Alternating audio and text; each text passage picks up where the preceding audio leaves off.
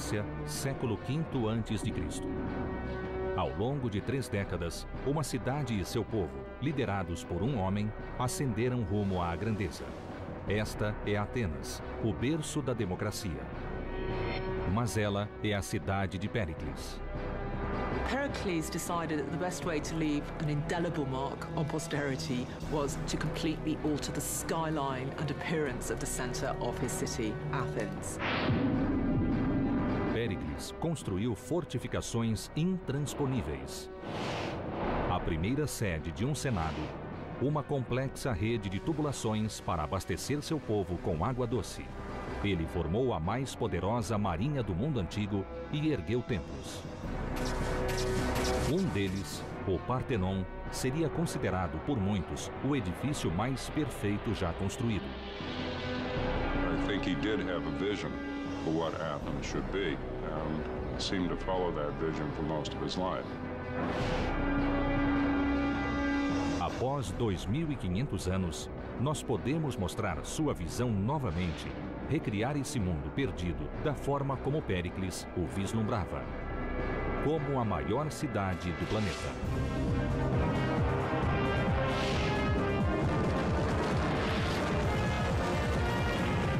Mundos Perdidos, Atenas, a supercidade. No século V a.C., entre centenas de estados concorrentes que formavam a Grécia Antiga, um homem conduziu a sua cidade à grandeza. A cidade era Atenas, e Péricles não era um rei ou um príncipe, mas um homem eleito. Seu poder derivava do povo e de sua própria e singular visão das coisas. The story goes that when Pericles' mother was 8 months pregnant with him, she knew that she was going to have an extraordinary son who was destined for greatness because she had a dream that she gave birth to a lion, and for the ancient Greeks, the lion was always a symbol of leadership. To be a successful politician and statesman in Greece, he needed to be a military leader, and he needed to be an effective speaker in the assembly, and he was clearly both of those. Pericles not only contributed to Athens becoming a leading power, I think he was the main creator of that power. Péricles queria dar um recado ao mundo, o de que Atenas era suprema, a capital de um novo império. Ele enviaria o recado através de construções. O que ele planejou foi a mais custosa e ambiciosa campanha de obras já levada a cabo no mundo ocidental. Mas Péricles precisava financiá-la. No que para alguns foi um roubo puro e simples, ele assaltou o tesouro grego. O dinheiro que deveria ter sido usado para defender todas as cidades-estado da região acabou desviado para o progresso da sua Atenas. E as obras no Partenon começaram. Erguido em homenagem à deusa Atena, o prédio se tornaria o mais imitado da história, uma inspiração para engenheiros e arquitetos. O Partenon levaria 8 anos para ficar pronto, custaria o equivalente a 100 milhões de dólares e usaria impressionantes 20.000 toneladas do mais fino mármore. The Parthenon is arguably the most influential building in world history. You cannot go into any city in North America or Europe, or indeed most of the world, without finding a 19th century bank facade, parliamentary building facade, or law court building that isn't in some way influenced by the Parthenon. The Parthenon is a very special building because of the visual impact it has on you. When you go up there, it's first of all huge. Solid marble, there's not a straight line in it, so that it has a lightness and a sense of movement. When you stand on the Acropolis and look at it, it seems almost to float.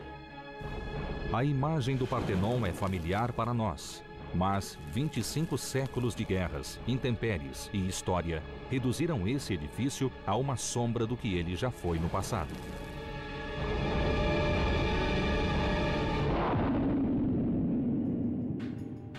O engenheiro Ed McCann e o arquiteto Manolis Corres assumiram a tarefa de decifrar exatamente como o prédio foi construído e qual era sua aparência durante a Era de Ouro de Atenas. Os homens de Péricles extraíram mármore para o Partenon do Monte Pentele, próximo dali. A equipe que está restaurando o templo hoje extrai seu mármore exatamente do mesmo lugar. O processo, extremamente trabalhoso, mesmo com o auxílio da tecnologia moderna, teria levado meses na época de Péricles. Primeiro, o mármore era entalhado à mão a partir da rocha-mãe. Não se admitiam falhas nas pedras. E então surgia a questão do transporte. It was a 10-mile journey, and they bought 20,000 tons of marble blocks with just teams of oxen and rollers. This incredibly long journey all the way up the steep Acropolis to get it there. This is an astonishing feat. It would be an astonishing feat today with proper cars and so on. A parte mais difícil da jornada era a última, fazer o mármore subir por um aclive de 100 metros. Ed McCann descobriu a engenhosa técnica utilizada pelos pedreiros. They had a very cunning system for getting the rocks up to the top. And what they did was they set up, they had a cart on one side with the rock on it, and up the top on the other side they have another cart full of stone with a big rope going round and over a giant pulley wheel. And then they set up the donkeys and the people all pulling down. And so they pull down and lift the rock up, and then at the top they're able to unload it, and then they bring the horses up here, they put a rock on that side and they bring it back up and down like that. So it's a counterbalance system. O tamanho do desafio se torna ainda mais impressionante quando Ed e Manolis calculam o peso do mármore. Os blocos eram imensos. So they had 8 cranes dotted around the Parthenon, and these were timber cranes, and they lifted these pieces up into the construction, and the biggest piece was 13 tons. So about the biggest 8 pieces weighing 13 tons each. Os guindastes eram extremamente fortes, capazes de içar uma coluna de 13 toneladas. Também tinha um design muito simples. 2 vigas de madeira eram ligadas por um suporte de ferro e cordas eram passadas por um sistema de polia em uma das extremidades. 200 homens eram empregados no local das obras, mas em toda a cidade, milhares de outros trabalhavam para apoiá-los. Pedreiros, moldadores, fundidores, fabricantes de cordas, transportadores. Manolis, are these the original pick holes? Exactly. Second stage after bringing the stone from the quarry. It is one of the preliminary stages. But the last time someone put their finger in there might have been 2,500 years ago. Exactly. Com as pedras já no lugar, os mais habilidosos pedreiros esculpiam o mármore. Ed McCann pretendia compreender exatamente como esses homens trabalhavam.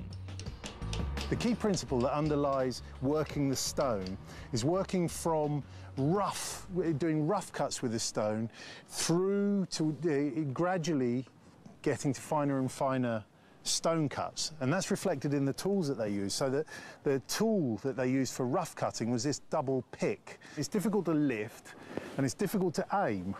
I'm reliably informed that if you were any good with this, I could move 200 kilos, that's about twice as much as I weigh, in an hour's work with one of these. Now, as you got into the stone and you needed to get finer and finer, you needed to use ever smaller tools. And I can put them exactly onto the bit of stone I want to hit, to the nearest millimetre. It's much, much easier to use, and I can't really go too far wrong. But of course, I don't get very much off with this. It would take me 2 weeks chiselling away, basically reducing the marble to dust before I'd move 200 kilograms. Quando colunas e tambores ficavam prontos, era preciso juntá-los. So this is where the original stones were put together, and these were iron clamps. Exactly. The clamp is missing, but you see the bed of the original construction. And this would have been underneath, so you wouldn't have seen it. Always. So it was underneath the bottom of the exactly. Hidden by the next course. Yes. I see. Okay. Hoje, os estragos causados pela poluição provocaram a necessidade de extensiva restauração do Partenon. Enquanto Ed McCann buscava provas de como as pedras foram juntadas e encaixadas séculos atrás, ele obteve acesso exclusivo ao trabalho que está sendo realizado atualmente. This is the modern restoration work that is going on. And although it's different to what they did in Periclean times, there are some similarities. I mean, first of all, the column drums themselves are the same, and they're lifted up, in this case, by a great big iron and steel crane. In those days, it would have been a timber one. And you can see in the middle there a little metal spigot sticking up. Nowadays, it's made out of titanium, but in Periclean times, that would have been wood. And that's what helps you to center this thing. So when you lower it in with a crane, there's a little hole, and you line them up, and then you know you're exactly centered up. Cada parede e cada coluna são provas de uma extraordinária habilidade. A impressão que se tem é a de que não existem emendas.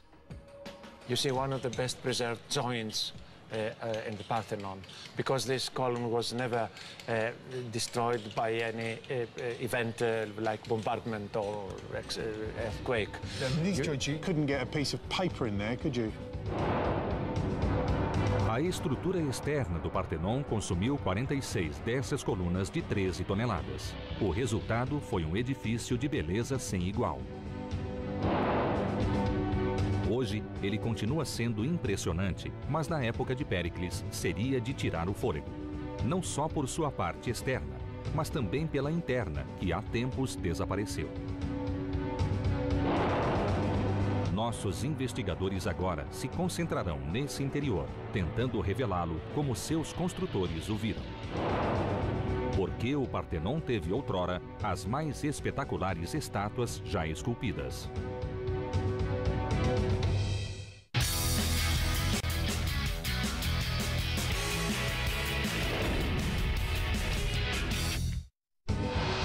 O que Péricles construiu na Acrópole foi, em sua época, revolucionário. No centro de seu programa de obras estava a ideia de remodelar sua cidade. Esse programa era incrivelmente ambicioso. Acabou sendo também extremamente bem-sucedido. Péricles mudaria o seu mundo e ajudaria a definir o nosso. Pericles managed to get his dream to come true, which was to build all those beautiful temples on the Acropolis and to have his name on our lips 2,500 years later. E, ao que parece, na época de Péricles, estes prédios eram ainda mais impressionantes, ainda mais belos. Autores da antiguidade descrevem o interior do Partenon com admiração.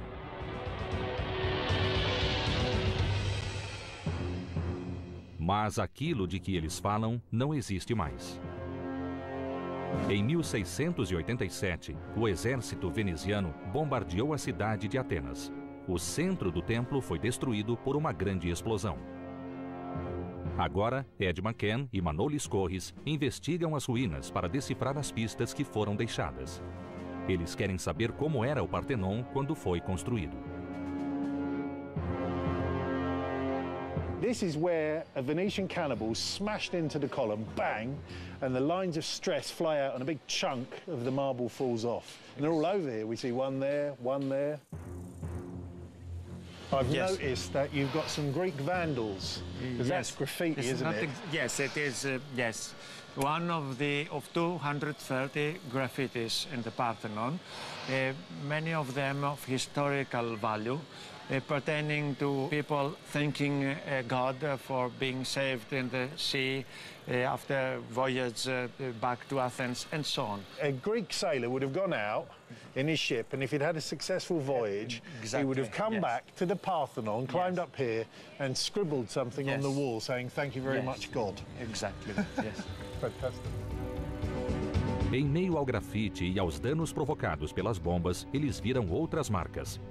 Resquícios de pigmento que sugerem que toda essa estrutura foi um dia radicalmente diferente. A imagem convencional de um templo grego é a de pedras brancas e limpas, mas parece que o Partenon já foi repleto de cores. So the Parthenon was actually painted when it was Yes, it new. was painted.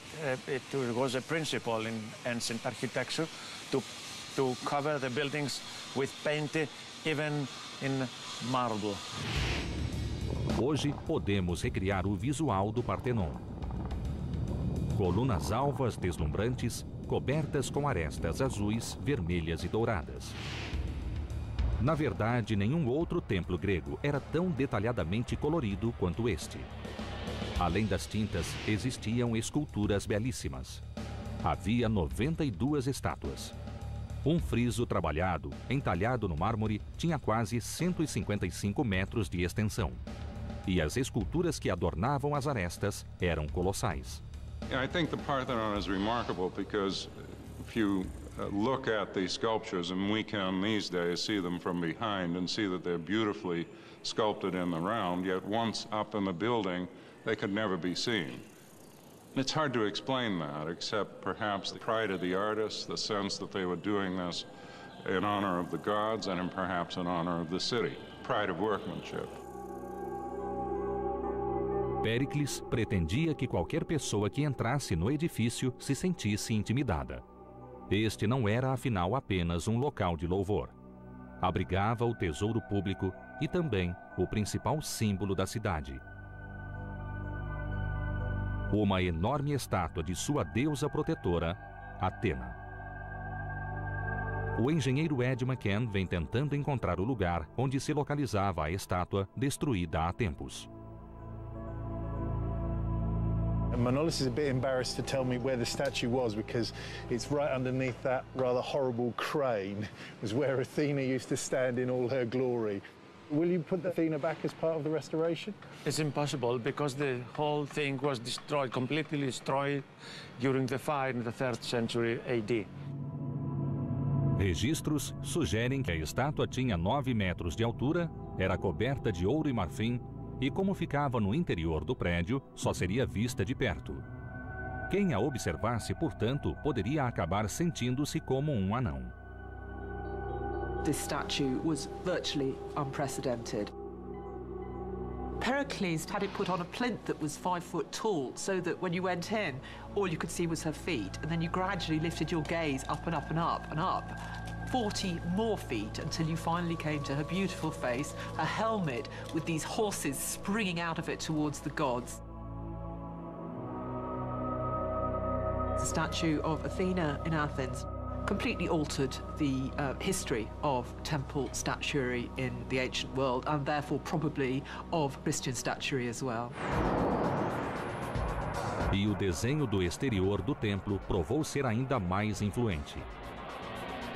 Ao longo dos 2.500 anos desde que ele foi construído, engenheiros de todo o planeta tentaram copiar o Partenon, mas nunca foram capazes de aperfeiçoá-lo. Ed McCann desvenda seus segredos. One of the more famous stories about the Parthenon is how, although it's a very rectangular building, when you look at it, actually there aren't any straight lines in it at all, and that the people who built it all with gentle curves going upwards to counterbalance an optical effect that when you look at straight lines from distance, they don't appear to be straight, and so everything's curved. And to show that, what we've done here is we've taken one of the main steps here on the Parthenon, we've put a string going from corner to corner, and here I am in the middle of the Parthenon. We can see that there's maybe 4 or 5 inches here of sag relative to the top of the step. What that means is that the step is 4 inches higher here than it is on the corners. And this happens all over the Parthenon.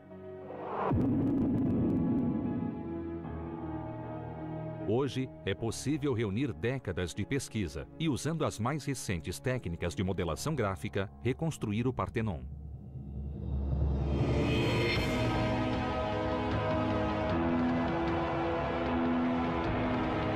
Oito colunas na frente, 8 atrás. Uma fila de mais 15 colunas em cada lado. Caminhando pelo templo, você passaria por um terraço, entraria no santuário de Atena, de 30 metros de extensão, chegaria ao tesouro, nos fundos, e sairia por outro terraço, composto de 6 colunas. The Romans regarded the miracles of the Acropolis as the models for many of their buildings, and of course they then affected enormously the sort of buildings that went up during the European Renaissance. So even if it's via Rome, the Parthenon's influence always lives on in architecture. Este edifício sozinho teria sido o bastante para garantir o lugar de Péricles na história. Mas ele ainda faria mais. Estava prestes a trazer uma mudança radical, fundamental a Atenas. Um novo grupo de edifícios transformaria toda a cidade e seu povo. Péricles construiria a democracia.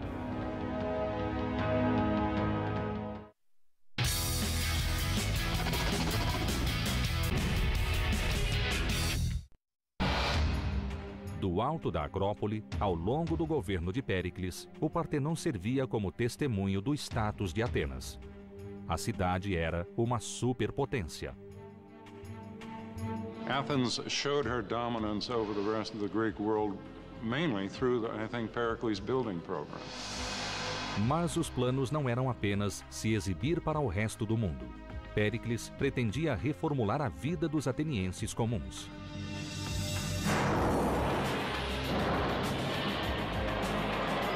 O foco de suas obras mudou dos santuários religiosos para a cidade baixa.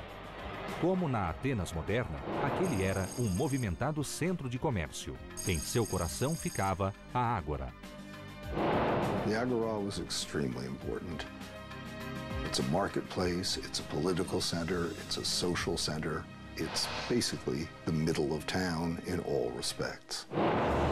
Hoje, a Ágora está em ruínas. No passado, ela foi atacada por invasores bárbaros e acabou sendo parcialmente soterrada por novas construções. Foi abandonada. Mas é possível recriar a aparência que ela ostentava na época de Péricles, quando estes 12 hectares eram o centro da mais avançada civilização do planeta. John Kemp é a autoridade mundial na estrutura da Ágora. Ele passou mais de 3 décadas tentando descobrir qual era a aparência do lugar. Nesta porção de terra, houve ruas movimentadas, uma coleção de templos, um mercado e a primeira sede de um senado na história.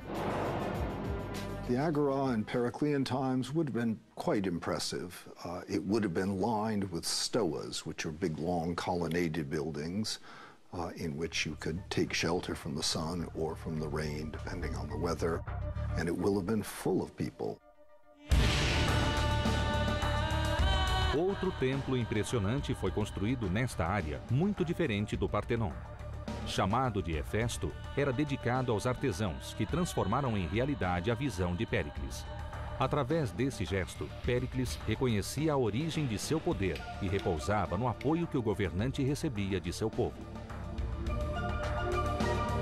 It's one of the best preserved temples in antiquity, so it's a little hard to see how it goes together. When you come down here, you can see pieces of the lower square. And from this, you can see that the building is made pretty much all of marble. No mortar was used. The individual pieces were held together with iron clamps, such as the one you see here, and iron dowels. And you can still see the piece of iron and a little bit of the lead used to hold it in place, along with the pry hole used to get the next big block in place. This here is a step block, and everything above here in that direction would have been the second step, so all these marks would have been covered. O Hefesto ficava na extremidade da Ágora, mas em seu centro se localizava a Câmara do Conselho.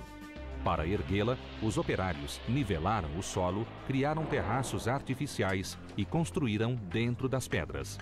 As técnicas utilizadas já eram conhecidas, mas o que passou a existir no interior do prédio foi revolucionário. Este edifício foi o berço da democracia. These walls here are all that remain of the old council chamber, built in about 500 BC. It was a very simple building with mud brick walls, a columnar facade to the south, and a bunch of wooden seats for the councillors to sit on.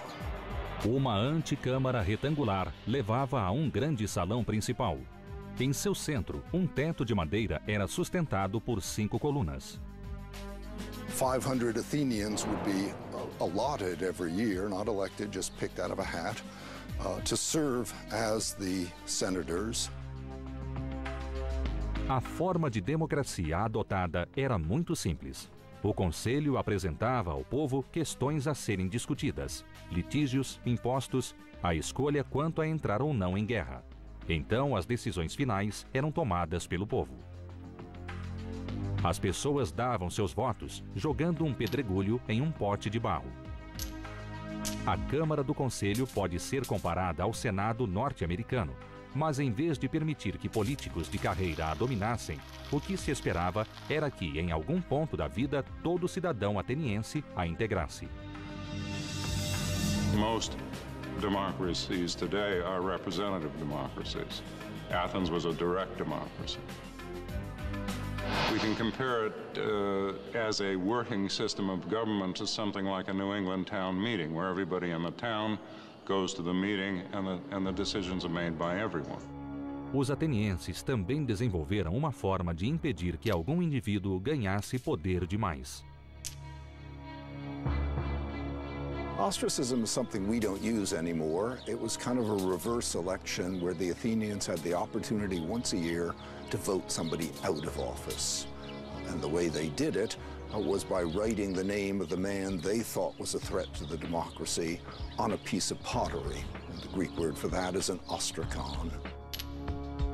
So it was essentially being exiled for 10 years by vote of little bits of pottery.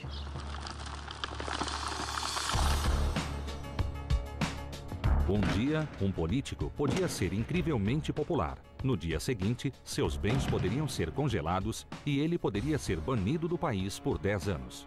O impressionante é que Péricles nunca sofreu essa punição, apesar de ter dominado a política de Atenas por mais de 3 décadas. Seu poder tinha origem no apoio que recebia de seu povo. E casas humildes de proprietários particulares ficavam por perto, bem ao lado dos imponentes templos e prédios públicos atenienses. We're at the remains of a fairly typical Athenian house. This wall here going back in that direction there. That area is the open courtyard. They're very simple, they're very modest. As paredes dessas casas eram feitas de tijolos de barro ou pedras de campo, reforçadas com madeira revestida de argila. Finalizada a construção, as paredes eram pintadas de branco, preto, amarelo ou vermelho. Os pisos eram feitos de argila compacta e podiam apresentar desenhos em mosaico. As casas costumavam possuir faces internas e um jardim central, e cabia a cada cidadão ligar sua propriedade ao sistema de abastecimento de água da cidade. Centenas de anos antes dos grandes projetos de construção de Roma, os atenienses do período de Péricles desenvolveram um sistema de água e esgoto extremamente avançado. John Kent encontrou o que restou dele sob estas ruínas. Clean water is essential for the well-being of the city, of course, and both Pericles and other statesmen concerned themselves a lot with making sure the Athenians had enough. You see here a group of pipelines that have been excavated, many of them used to bring good fresh water into the city, many others used to carry the wastewater away. And literally hundreds of meters have been found crisscrossing the Agora. As seções de tubulação eram curtas, com até 120 centímetros, porque eram produzidas em rodas de oleiro. Tinham 5 centímetros de espessura e possuíam uma curvatura especial na extremidade, a fim de garantir um encaixe à prova de vazamento. Quando uma seção da tubulação era instalada, os engenheiros a testavam derramando água misturada a cinzas. Viajando em trincheiras rasas, sob a ágora, esses canos carregavam água de diversos poços e fontes em montanhas.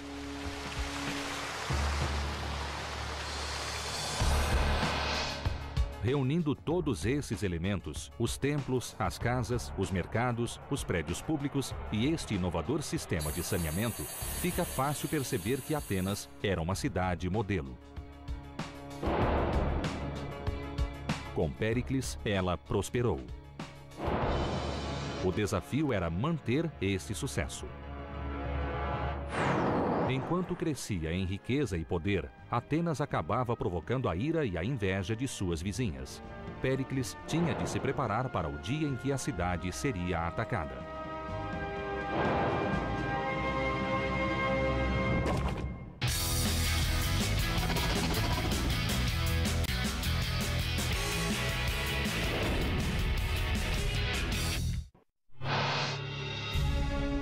A cidade de Atenas passou por uma transformação. Com apoio popular, Péricles liderou seu povo durante mais de 3 décadas.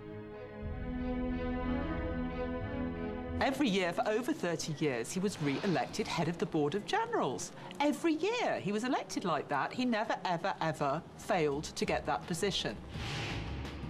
Enquanto Atenas florescia, o lado militar da autoridade de Péricles se tornava cada vez mais vital. O nível de tensão se elevava com Esparta, a única séria rival pelo poder de Atenas na Grécia. Péricles percebeu que tinha de preparar sua cidade para a possibilidade de uma guerra. As defesas existentes em Atenas protegiam uma grande porção de terra, cercada por um par de longas muralhas e 3 quilômetros de costa litorânea. Estava claro que, no caso de um ataque dos espartanos, tratava-se de uma linha extensa demais para ser defendida. As forças atenienses ficariam sobrecarregadas e vulneráveis. Muito embora Atenas estivesse 8 quilômetros continente adentro, Péricles sabia que seu poder repousava no mar. A Grécia é montanhosa, as viagens por terra eram difíceis e a maior parte do comércio se realizava com as ilhas-estado do mar Egeu. Então Péricles decidiu se concentrar em proteger a rota até o porto em Pireu. Ele construiu uma terceira muralha que ia direto até o porto. Essa muralha criou um corredor defensável. Era um caminho estreito, mas de qualquer forma, Atenas estaria sempre conectada com o mar. Até mesmo para os padrões modernos, este seria um grandioso projeto público. Como no caso das obras para uma autopista, a construção de uma muralha tem de abrir caminho por casas e fazendas particulares. Cruza rios, divide comunidades e separa as pessoas de suas terras. Mas para Péricles, valia a pena pagar esse preço. Atenas tinha de estar pronta para o combate. Hoje nada resta da muralha de Péricles, mas sua fortificação em Agostina é muito similar a ela. Oferece aos investigadores as melhores pistas quanto à aparência das longas muralhas de Atenas.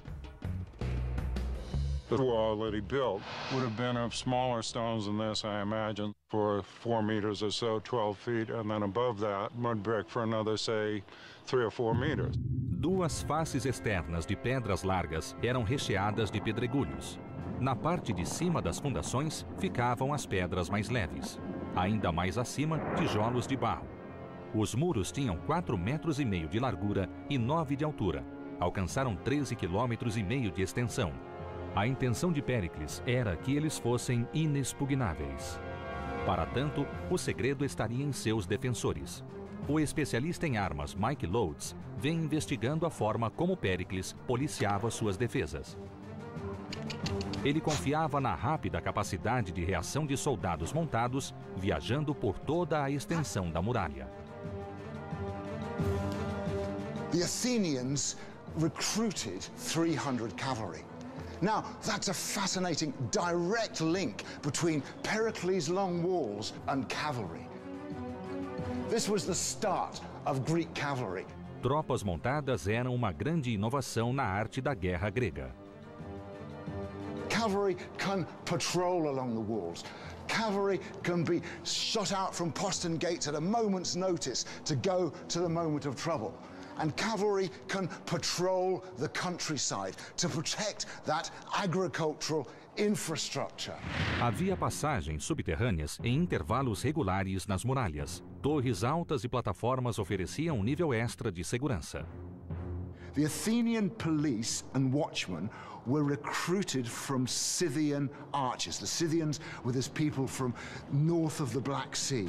And they had these wonderful, strong, powerful, recurve bows made of horn and sinew. We've got a range of about 250, 300 yards. So anybody trying to lay any sort of siege work out there, these archers are going to be picking them off, and they would stand no chance. Não eram apenas flechas que os agressores tinham a temer. Péricles também posicionou homens com fundas ao longo das muralhas. Eles eram os atiradores de elite da época. And their slingshot was cast in lead, so it has weight. It's aerodynamically shaped like a bullet. This would kill a man.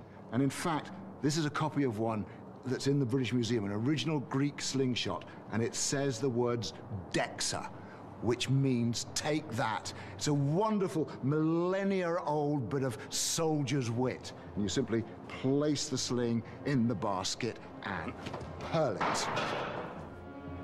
Erguidas antes do desenvolvimento da Guerra de Cerco, estas muralhas nunca foram vazadas na época de Péricles. Nenhum exército tinha a qualidade técnica ou logística para rompê-la. Péricles, portanto, confiava cegamente na defesa que levantara.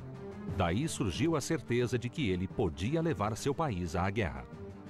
The war began because there were two main cities in Greece, Athens and Sparta. Both were ambitious to be the leaders of the Greek world, and it was a case of two big kids on the block, and there was only room for one. So war was inevitable. A Era de Ouro de Atenas estava prestes a chegar a um fim dramático. Péricles decidiu apostar tudo o que construíra, tudo o que seu povo erguera, na força de sua poderosa marinha.